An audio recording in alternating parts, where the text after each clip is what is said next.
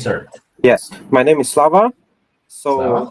yes, so I don't know how much is it relevant for this group because most of the people here are applied Sir. from US, UK, Australia, Canada. I was applying from Tel Aviv in Israel, and From Tel Aviv, Israel. Okay. yes, it went pretty smooth. Well, pretty well. I only forgot one document, form 790. Sorry, form 790. I forgot. I actually tried to fill it, but I didn't haven't success in obtaining this form online. So I haven't brought it, but they gave me to fill it in on site. So let me ask you a few things. Let me ask you a little bit about the timeline and process. So first of all, can you share your age? You don't have to, but if you want. I'm not the retirement age, as you can see. I'm pretty young. I in my mid-30s. So that's important because it's not that a lot of people are applying very young. You're much younger than me. I'm 45, but you know they usually face more scrutiny. Was it your case? Sorry? Was it your case that you faced more scrutiny about the risk of you coming back to work? No, actually, they haven't asked me about the job at all. They haven't asked me about if I worked, if I working, if I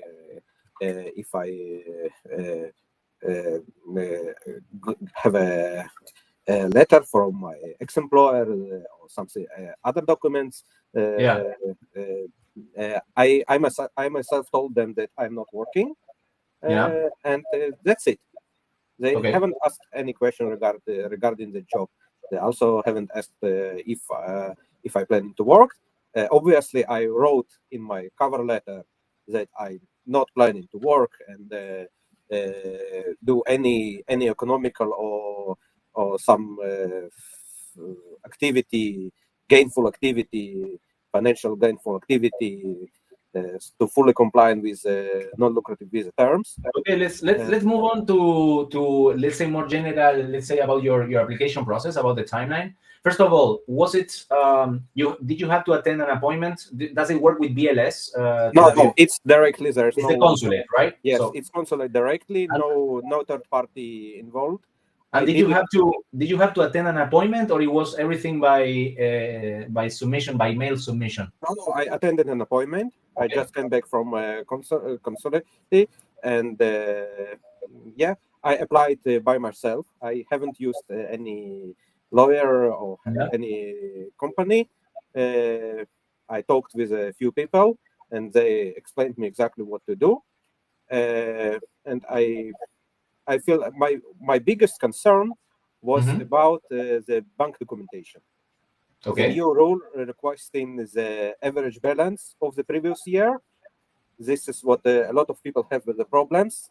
So yesterday, what my bank actually does not provide the average balance of the previous year, but it does provide me the quarterly balance. Quarterly, okay. 4 quarterly balances of the previous year, but it was in Hebrew, not in English. So I did a sworn translation of these reports, and I compiled myself a letter that I wrote that my bank cannot provide a letter with the average balance. So I calculated it myself and brought the number. And did you calculate the monthly average balance by yourself? Not monthly, the yearly. The yearly one, okay.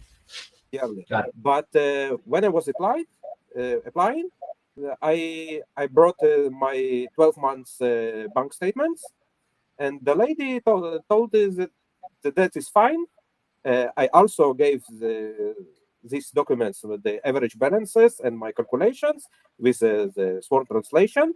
She told that it's very good, but if I understand correctly, it's not 100% required.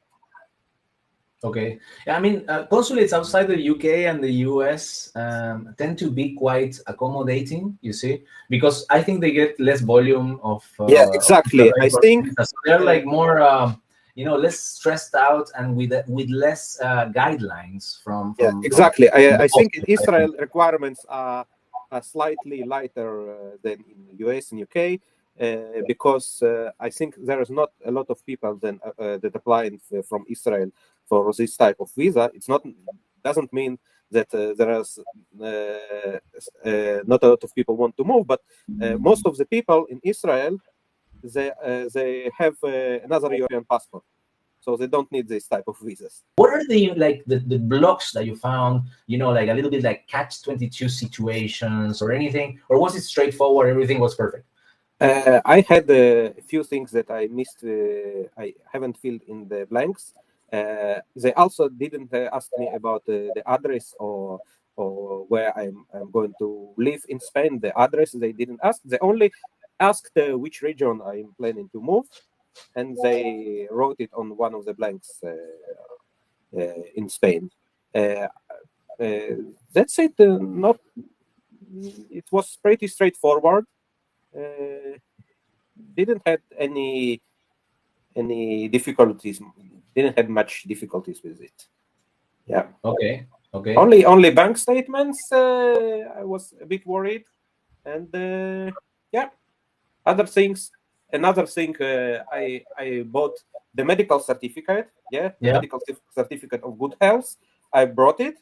I used the template, but I also went to Ministry of Health, which like they approved. Like I got a document from Ministry of Health of Israel that stated that the medical certificate, it was filled by my family doctor. Yeah. And the certificate from Ministry of Health stated that this doctor with this license number has rights to practice medicines in the state of Israel, and the stamp. And now that you mentioned like health related things, although there's not much relation, I wanted to ask you about health insurance, right? Mm-hmm. So in your case, you had to purchase a private health insurance. Mm-hmm. And when did you choose to start it? And when is your intended date, or you selected the date in which you plan to move to Spain? So I put my selected date, starting date of visa as October 1st, 2025. Okay, so today is August 11th. Yeah. And you asked the consulate, can you please start it on in October 1st? Yeah. So in about 2 months. 1.5 months. A bit less than 2 months. Exactly. Yeah. And this is a date when my health insurance starts also. Okay, so you ask also to start the health insurance policy. Yeah, I did it with agent. I did it with Sanitas. Yeah, we as agent. All right. And what else I wanted to ask you about? I want to see, now I have the opportunity to have you here. Maybe you can provide some interesting insights about some other parts of the. You mentioned address in Spain, they were not strict. You just said, okay, I'm moving to whatever, Andalusia or to Valencia, whatever. Asturias, in my case. Asturias in your case. Fantastic choice, Slava. Fantastic choice. For the financial means, you said it was a bit complicated with the certificate, but in the end, you prove it with your own means. They didn't ask really for the certificates. They told me they were not strict. 12 months was enough. Really. So health insurance, you started the same month. So you guesstimated that they will process it before the 1st of October. You selected 1st of October, and that's when you start your policy. So in line to what I said before in the presentation, no, the background check, for example. In Israel, you need to. You cannot get it in your hands directly. You order it to the embassy to consolidate. So about 2 months ago, I ordered it to Embassy of Spain in Tel Aviv. I went there, took it, from them. You lived in Spain before? No, I came to the embassy to consulate before. To took my criminal certificate check. Yeah, but the criminal record has to be from the place where you lived. I live in Israel. So Israel send it by the Israel authorities, no? Yes, by Israel authorities, but they don't send it to me. They send it to the consulate of Spain. Yes, to the consulate of Spain. Okay. or they can send it to the embassy of Israel in Spain or other country. So Right, I went right. 2 months before to consulate to Spain, took my criminal certificate, apostilled it, translated it, and yeah. And one question: are you applying by yourself, or are you bringing partners or family? No, a single person. Okay, cool. What about letter of intent? Did you provide a letter of intent? Yeah, I wrote a letter. I told that I'm my name. I'm planning to stay in Asturias. I don't work in, but have enough financial resources to support myself. I'm planning to learn Spanish language while I will be in Spain. I also the typical friendly, let's say, motivational type of letter. Not so much explaining your finances, or not so much. yeah. I planning to travel maybe to other countries which are close to to Spain, like Portugal, France, or something like this. Right. The letter I told that I'm my name. I'm planning to stay in Asturias. I don't work in, but have enough financial resources to support myself. I'm planning to learn Spanish language while I will be in Spain. I also the typical friendly, let's say, motivational type of letter. Not so much explaining your finances, or not so much. I planning to. I wanted to ask you, just this is the last question, just the small things, like the photography, fees payment, all these. You remember those things? Fees payment in cash. In cash. Currency. Yes, photographies. I actually only took one photography in the main blank, and that's it. All right. Do you think we left anything on the side we didn't comment?